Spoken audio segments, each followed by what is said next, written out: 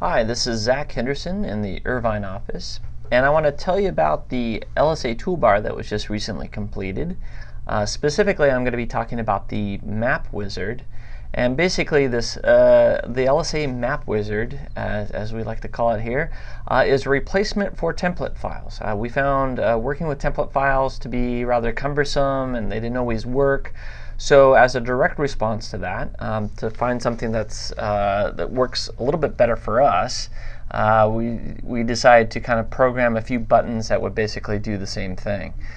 I can show you the overview. First is you have the ability to kind of create from scratch or reformat your map in any shape or form, 8.5 by 11, 11 by 17, portrait, landscape.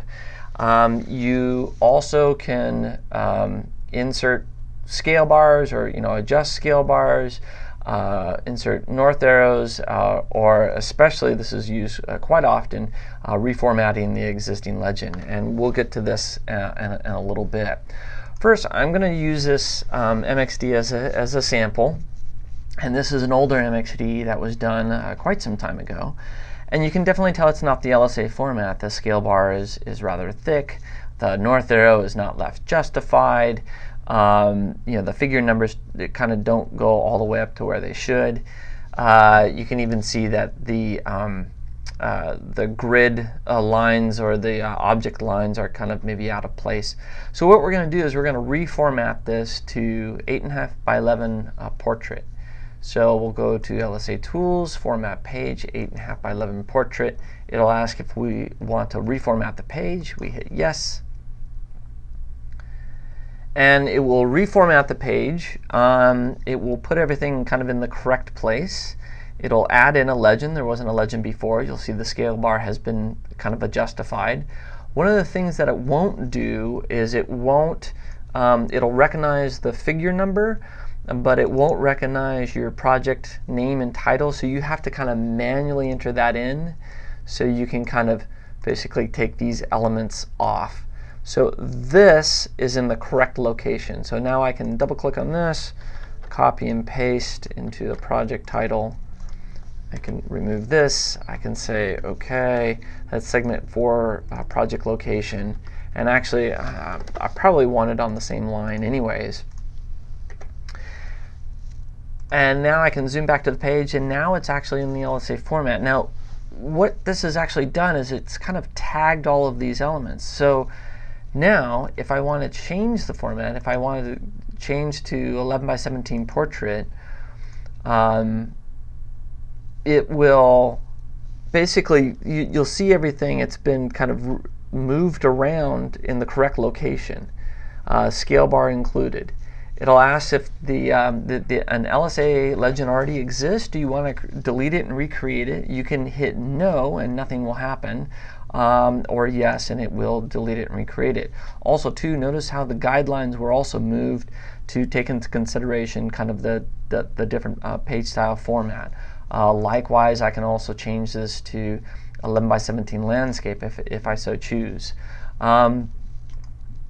One of the other nice things that this toolbar allows you to do is if your project area or site of concern is a shapefile, it doesn't work with CAD and it doesn't work with ArcInfo coverages, but I can do an inset map pretty easily. So I'm going to go ahead and use the LSA toolbar, the Map Wizard, and I'm going to go to LSA Page Elements and go down to Inset Map. And it's going to ask me which of the polygon shapefiles or geodatabase files exists. I forgot to mention it. I think it only works off of Polygon. So I'm going to click on Project Area and hit OK. It's going to add another data frame called LSA Inset Map, and it's basically going to add in layer files that we kind of put together that basically have the highways and the shields and so forth. And so basically, if we zoom in here, it has labeled the project location and the project vicinity map. Now, it's being labeled multiple times in this case because there's actually multiple project areas here. So every single polygon gets a label. So if we wanted to remove that, we could easily go into the query builder and say, FID is equal to 1, and hit OK, and then there's the project location. If this isn't showing up, we can adjust the outline size so it shows up. The nice thing again is this is a label, so as the project boundary changes, this is going to also change as well. If the scale bar is kind of out of sync, let's say we have an odd scale, and we go into the data frame and we adjust the scale, so 3200. And now you can see it doesn't really line up. We can now go under the LSA tools, go to page elements, hit scale bar, and it will basically divide this so that this is always equal to 1 inch. So maybe 3200 wasn't the best scale. Maybe 3600 is a better scale to use, and we can do the scale bar, and then it'll readjust the division breaks correctly. Likewise, if the north arrow is moved, we can always go back and go to page elements, north arrow. It'll delete it and move it into the correct location.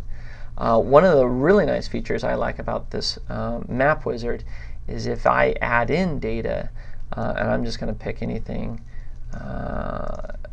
here, and I want to add it into this legend, one of the common complaints is that it defaults to Arial and puts it in kind of its own format. So now I can select this legend, easily go down to the LSA tools, LSA page elements, and reformat existing legend, and it'll put it in the correct location. Some of the other things that you can do with this, you can create a brand new legend if you wanted to. Same type of thing. Or if you have a Caltrans number, you can tag the text ahead of time, and it will recognize that Caltrans tag and put it in the correct location. So for example, if I copy and pasted this and just put EA, some number, I said, okay, that's the Caltrans element. So tag is Caltrans number.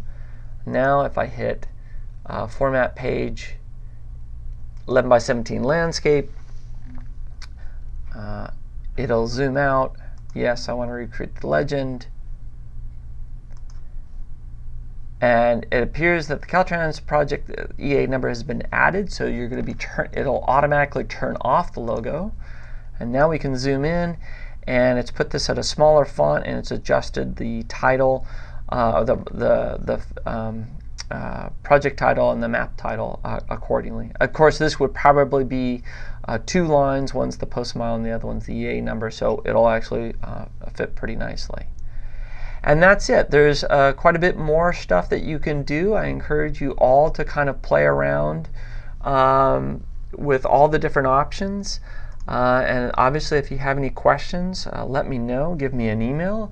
More importantly, if you want this on your system, we'd be more than happy to kind of set it up. There are a few little tweaks and kind of install options that we need to set up, so it's not anything, it's just a pure executable.